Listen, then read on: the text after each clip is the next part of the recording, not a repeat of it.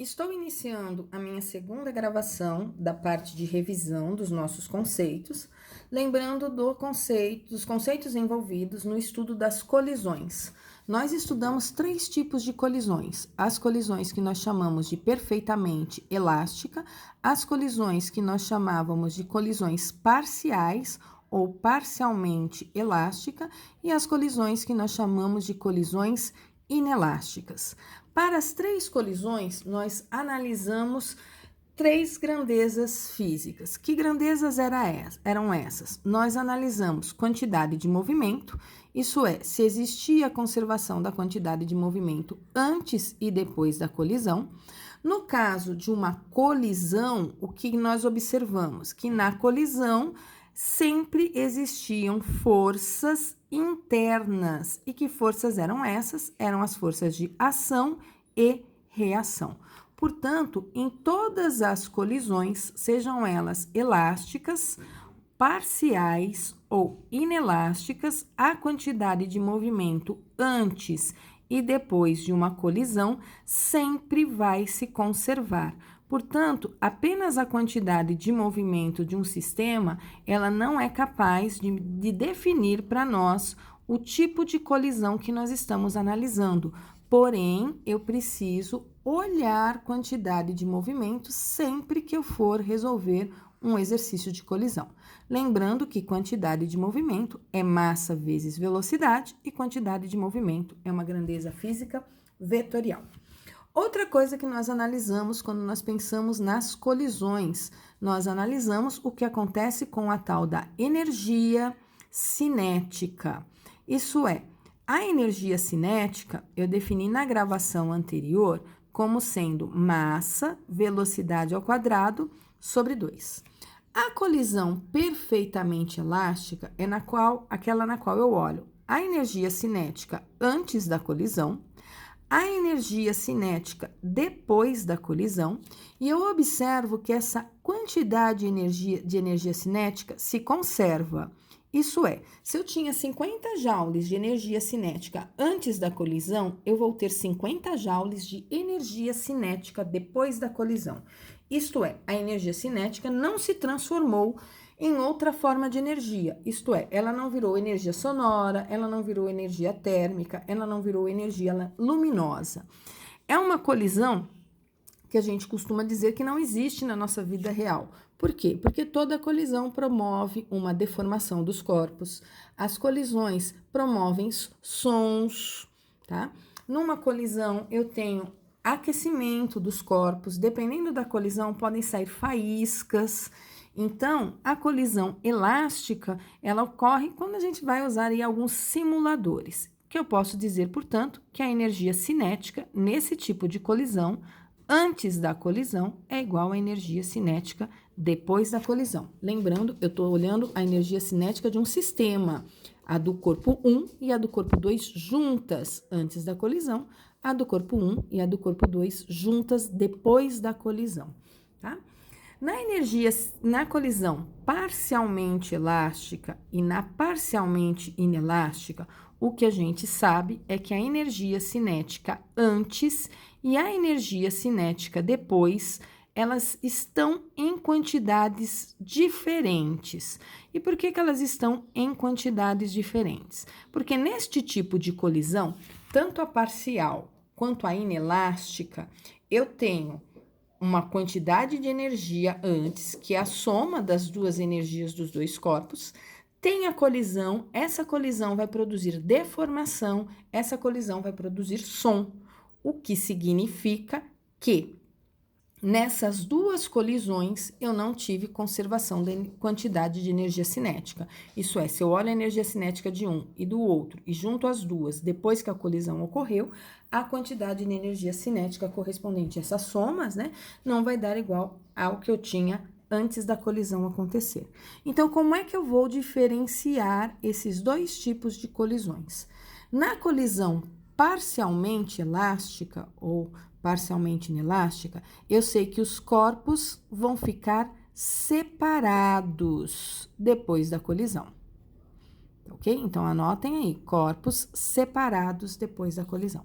Na colisão inelástica, os corpos se movimentam juntos. É como se eles grudassem depois da colisão. Isso é, se eu tiver uma bolinha se movimentando com uma velocidade V1 e uma bolinha se movimentando com uma velocidade V2, as duas colidem e depois da colisão, V1 retorna, o V2 adquire uma velocidade para frente. Vejam, elas estão antes da colisão separadas, depois da colisão elas estão separadas.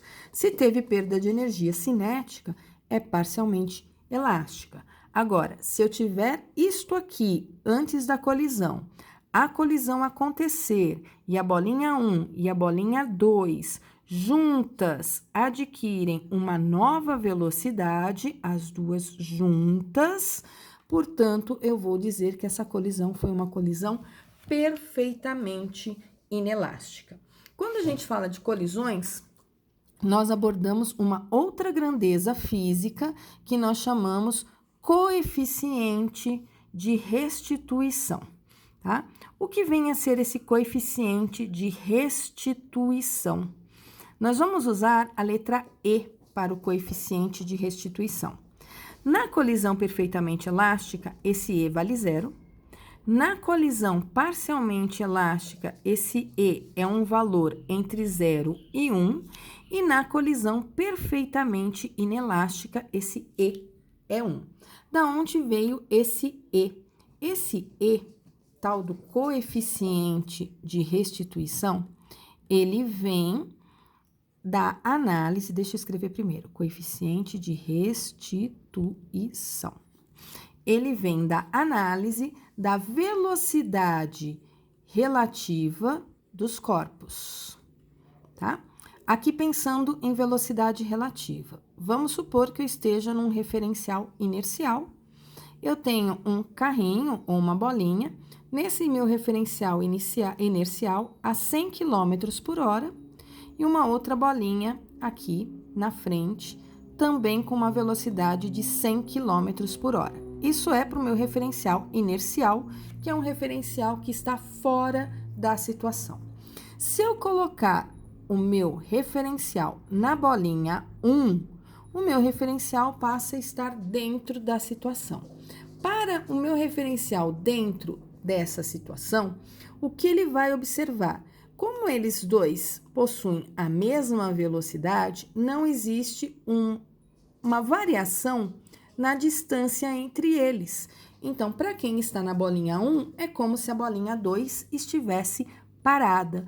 Portanto, nesse caso, nós podemos dizer que a velocidade relativa seria a diferença entre essas duas velocidades, o V1 e o V2. Eu vou colocar o meu computador para carregar, só um minutinho.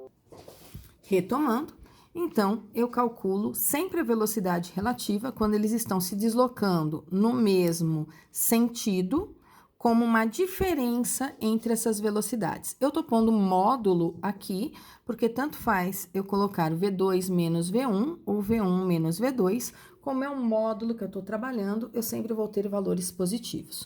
Supondo que a esfera 2 ou o carrinho 2 estivesse a 120 km por hora, o meu observador dentro do carrinho 1 perceberia um afastamento da 2 e a 2 estaria se afastando para ele com que velocidade? Com 120 menos 100, já que eles compartilham 100 km por hora juntos. Então, essa aqui se afasta a cada hora 20 km do meu carrinho que está atrás, do meu homenzinho que está atrás. Portanto, a velocidade relativa entre eles vai ser uma diferença entre essas velocidades. Poderia ter ainda a seguinte situação, né? Eu tenho duas bolinhas ou dois carrinhos se locomovendo em sentidos opostos.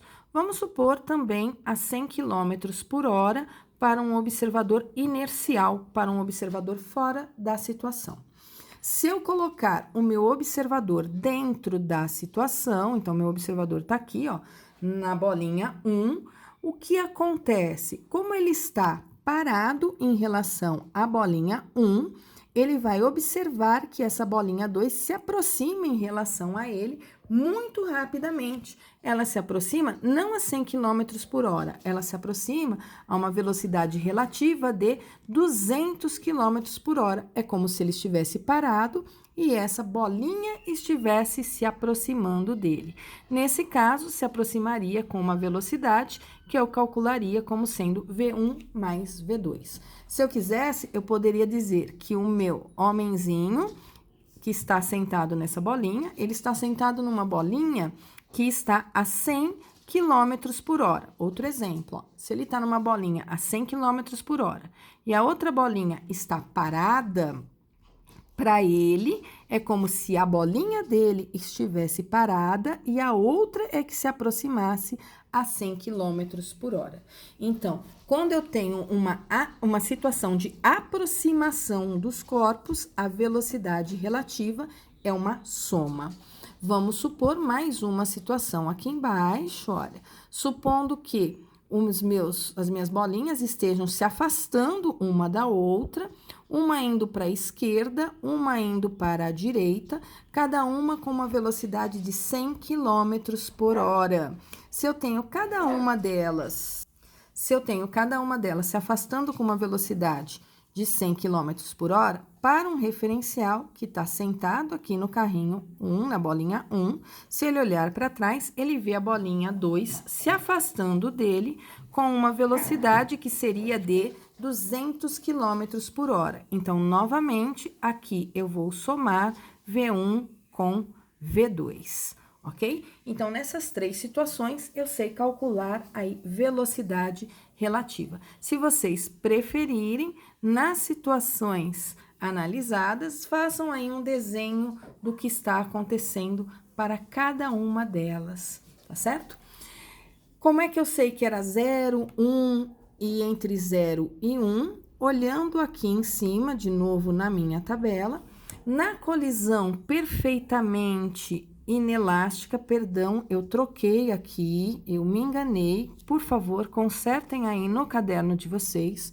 Na colisão perfeitamente elástica, ela é 1 e na perfeitamente inelástica é 0. Por favor, façam a correção. Por que na colisão perfeitamente inelástica é 0? Lembram-se que eu disse que eu tinha dois corpos se movimentando. Esses dois corpos têm velocidade relativa entre eles antes da colisão. As duas bolinhas estão com velocidades se aproximando, então eu tenho uma velocidade relativa entre elas, que seria, no caso, V2 menos V1, ou V1 menos V2, tanto faz, que dá um número, ok? Depois da colisão, se as duas estão se movimentando juntas, o que acontece nessa situação?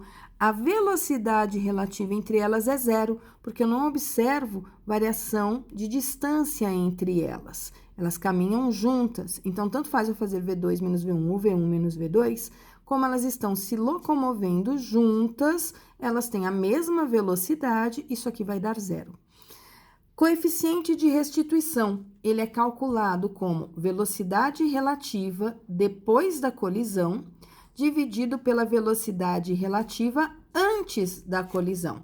Como ele é calculado deste modo, a velocidade relativa depois da colisão sendo 0, 0 dividido por um número vai me dar como resposta 0. No caso da colisão perfeitamente elástica, o que acontece? Eles vão caminhar separados depois da colisão. Pode ser que vai um para um lado, o outro para o outro. Eu tenho conservação de energia cinética. Portanto, quando eu for calcular essas velocidades relativas depois da colisão, elas vão me dar um valor que vai ser exatamente igual ao valor que eu tinha antes, já que eu não tive perda de energia cinética. Aí, eu vou ter um número aqui em cima da velocidade relativa depois, igual ao número que eu tinha da velocidade relativa antes, e quando eu divido um pelo outro, por serem números iguais, isso vai me dar 1. A colisão perfeitamente elástica, ela vai ser aquela colisão onde eu tenho perda de energia, ok? Cinética, depois da colisão, ou se transformando em calor, ou se transformando em perda de massa, deformação de massa, tá? Eu vou ter uma quantidade de energia cinética depois, diferente da que eu tinha antes, e eles se movem separadamente depois da colisão. Isso significa que meu E não pode ser 1, o meu E também não pode ser 0, porque estão separadas, ele vai ter que ser qualquer valor entre 0 e 1. 0,5, 0,3, 0,4, qualquer coisa desse gênero. E foi isso também que nós falamos no nosso semestre passado. Analisamos diferentes tipos de colisões. Depois nós definimos uma grandeza física chamada potência. Potência era definido por nós como sendo o trabalho que um certo corpo realizava durante um certo intervalo de tempo. Quanto mais tempo um corpo demora para realizar um trabalho, menor é a potência. Quanto menos tempo um corpo demora para realizar um trabalho, maior é a potência. Como o trabalho também era definido como variação de energia, potência também poderia ser escrita como variação de energia por tempo. Unidade da potência, joule por segundo, também conhecido por watts.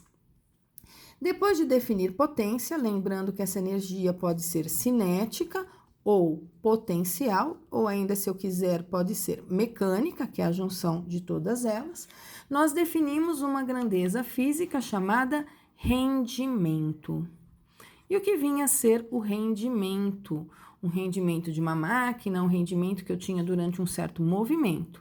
O rendimento ele era calculado como a potência utilizada durante um processo sobre a potência total que eu tinha envolvida na situação. Poderia ser calculado como a energia utilizada durante uma situação dividida pela energia total que eu tinha no início, seja ela cinética, potencial gravitacional, potencial elétrica, potencial elástica. Como isso aqui ia me dar um número, ok? Sempre um número que no máximo seria 1, no qual eu utilizava toda a potência total fornecida, ou eu usava toda a energia total fornecida no início, aí eu tinha números iguais, né? Não tinha perda nenhuma de energia nem de potência, então o maior rendimento que eu poderia ter seria 1. Esse número também poderia ser escrito em porcentagem, desde que eu multiplicasse ele por 100 no final. Então, foi sobre tudo isso que nós falamos no ano anterior, nos nossos semestres anteriores. Tá faltando ainda eu falar da parte de ondulatória.